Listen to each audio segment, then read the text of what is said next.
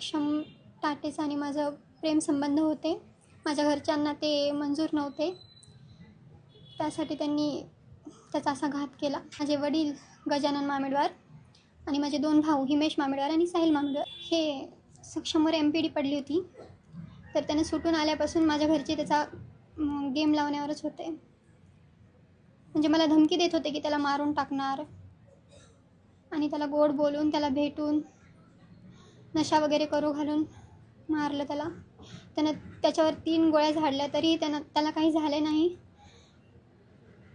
तेव्हा त्याच्या डोक्यात फरशी वगैरे टाकून मारलं त्याला.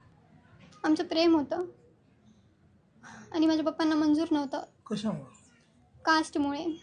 तू दुसरं कोणाही सोबत बोल, मी करून देतो तुझं लग्न, असं बोलले होते ते मला.